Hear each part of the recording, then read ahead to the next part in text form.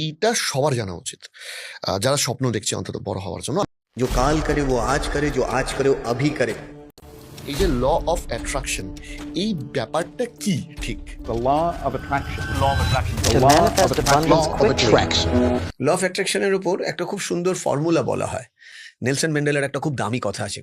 Nelson ম্যান্ডেলাকে ইন্টারভিউতে জিজ্ঞেস করা হয়েছিল, আপনি একটা জেলের মধ্যে 27 বছর ছিলেন, যেখানে কোনো আলো যাওয়ারও চান্স নেই, একমাত্র ভেন্টিলেটর দিয়ে, আপনি কি করে বেঁচে থাকলেন? নেলসন ম্যান্ডেলার উত্তর ছিল, আমার শরীরটাকে ওরা বেঁধে রেখেছিল, রোজ ভেন্টিলেটর দিয়ে আমার মন সারা সাউথ আফ্রিকায় ঘুরে বেড়াতো।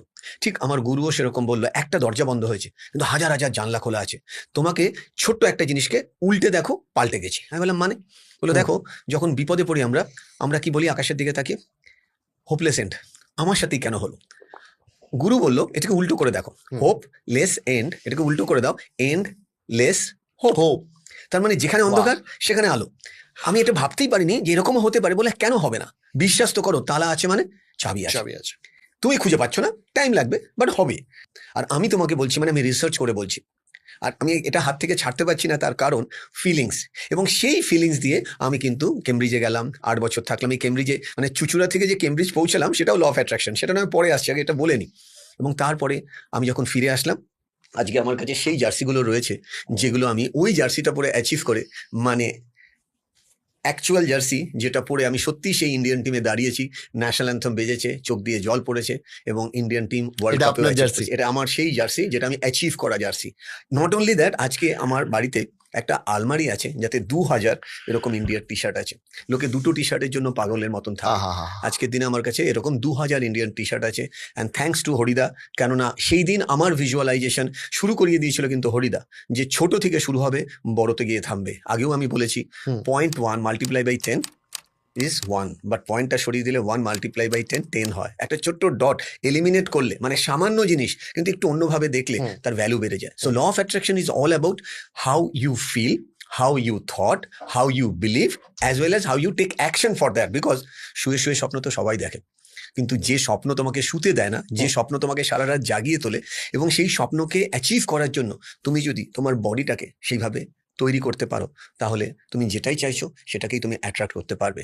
যেরকম এক্সাম্পল দিই, খুব ছোট্ট একটা এক্সাম্পল। ধরো একটি ছেলে মনে মনে ভাবলো সে বিদেশে পড়তে যাবে, রাইট?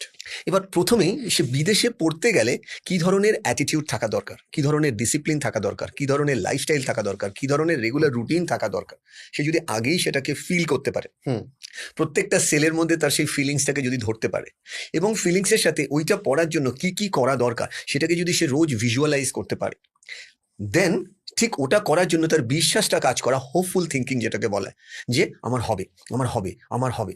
আর এই হবে ফিউচার টেন্স থেকে আমার হচ্ছেতে চলে আসতে হবে, যেন অ্যাজ ইফ, এটাকে বলা হয় ল অফ অ্যাট্রাকশনে অ্যাজ ইফ থিওরি বা অ্যাজ ইফ ফর্মুলা। এটা আমি আমার এক্সপিরিয়েন্স থেকে বলছি, যেন অ্যাজ ইফ জিনিসটা হয়ে গেছে, তাহলে আমি কিরকম বিহেভ করবো।